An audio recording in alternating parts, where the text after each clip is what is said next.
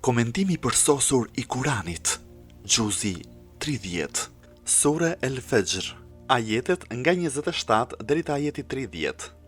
Ja eyyatuhan nafsul mutma'inna, irji'i ila rabbiki radiyatan mardiyya, fadkhuli fi ibadi wadkhuli jannati.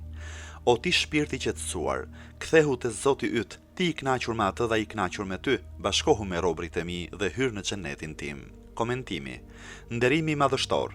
Pasi u fol për dënimin e tmerrshëm që ka bërë thyra ajkën e kriminalëve dhe adhuruesve të kësaj bote, në ditën e Kiametit në vazhdim do të flasim për besimtarët që qëndrojnë përballë tufanit të madh e të rrezikshëm. Këta besimtarë janë të qetë, kanë një botë me dashuri. Allahu drejtohet: o ti shpirti i qetësuar, kthehu te Zoti yt, ti i kënaqur me atë dhe ai i kënaqur me ty. Eja pran krijuesit, ndërkohë që edhe ti je i kënaqur prej Zotit edhe ai është i kënaqur nga ti, bashkohu me robët e mi dhe hyr në xhenetin tim. Bashkoju me robët e mi dhe futu në xhenetin tim. Sa interpretimi bukur, frymëzues dhe udhëzues shpirtëror, në të buron mirësia, qetësia dhe siguria.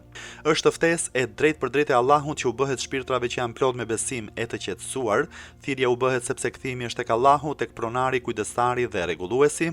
Ftesa është e mbushur me kënaqësi për të dy palët, kënaqësi e dhënë nga i dashuruari për të dashurin dhe kënaqësi e të dashuruarit dhe adhuruesit të vërtet për të dashurin. Në ndjekje të saj vjen kurora e krenarisë së adhurimit dhe krenaria për veshjen e krijesave, si dhe rrugëtimi të pranishmave, si dhe dhënia vend pran krijuesit. Më pas ftohen punëmirët për të futur në xhenet, hyr në xhenetin tim. Kjo tregon se mikpritësi këtyre miqve është vetëm qenia e shenjtë e pastër dhe pashokja e Allahut, sa ftesë e jashtëzakonshme, sa mikpritës i jashtëzakonshëm, sa mik i jashtëzakonshëm. Fjala en-nefsu këtu tregon për shpirtin e njeriut, ndërsa fjala mutma'inna kumton qetësinë që vjen në dritën e besimit. Sikur se thot Kurani, dijeni se zemrat qetësohen me përmendjen e Allahut.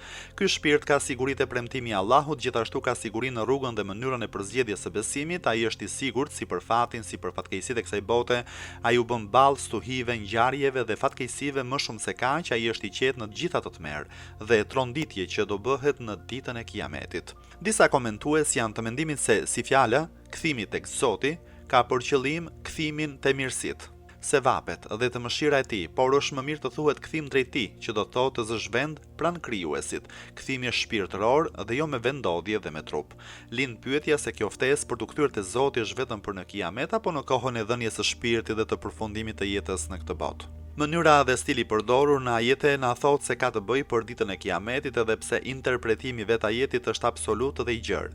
Interpretimi me fjalën radhiyatun është për shkak se të gjitha premtimet e shpërblimet të bëra nga Allahu kanë ngjashmëri shumë të madhe, saqë as nuk mund të paramendohet. Bujaria dhe mëshira e Allahut përfshin gjithë gjendjen e tij, saqë bëhet si një pjesë e ngjitur e kënaqësisë dhe e pëlqimit. Interpretimi i fjalës murdhiyatun është bërë për shkak se ai ka pranuar shokun e vërtetë dhe është i kënaqur me këtë.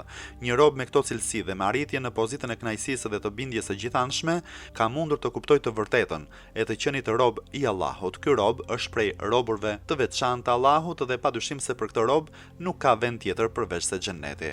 Në disa komentime thuhet se ky ajet ka zbritur për Hamzain, Sayyidu Shuhada, por duke parë se kjo sure ka zbritur në Mekë, do të thotë se është bërë një lloj krahasimi dhe nuk ka të bëjë me vendzbritjen, sikurse u tha edhe në fillim për Imam Husajnin, paqja e Zotit qoftë mbi të.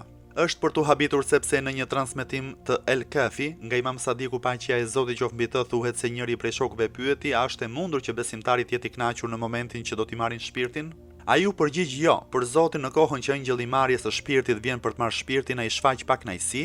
Ëngjëlli i vdekjes thot: o i dashur i Allahut, mos u shqetëso, të betohem në Zot, unë për ty do të jem më bujar se sa është babai për fëmijën e tij, andaj mbylli syt mirë dhe shiko. Ai mbyll dhe shikon të dërguarin e Allahut, paqja e bekimi i Allahut qoftë mbi të dhe mbi familjen e tij. Shikoni Imam Aliun, paqja e Zotit qoftë mbi të, Fatimen, Hasanin, Husajnin, si dhe imamët që vinë pas tij, paqja e Zotit qoftë mbi ta.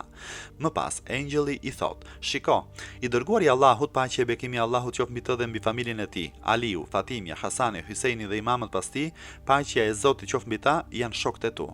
Ai hap sytë dhe shikon. Papritur dikush e thret drejt Zotit: o ti shpirti i qetësuar, o ti që patë siguritë e Muhamedit dhe familja e tij, kthehu drejt Zotit tënd, ndërkohë që ti je i kënaqur me kujdestarin dhe udhëheqësinë e tyre, dhe ai është i kënaqur me punët e tua.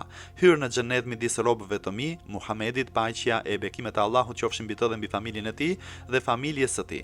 Në këtë çast nuk ka gjë më dashur se kaq për njeriu, që shpirti i tij të ndahet nga trupi sa më parë dhe të bashkohet me thirrsin. O Allah, na bëj krenar ndaj kësaj qetësie dhe na bëj të privilegjuar ndaj kësaj fjalie të madhe. O Allah, të arrish këtë pozitë nuk është e mundur veç se me kënaqësinë dhe mirësinë tënde. O Allah, padyshim dhe sigurisht që asgjë nuk paksohet nga bujaria jote që ne të na bësh pronar të sigurt të shpirtit. O Allah, e dim që kjo qetësi nuk kryhet dhe nuk është e mundur përveç se nën hijen tënde. Na bëj prej të suksesshmëve. Amin. Ya Rabbal Alamin.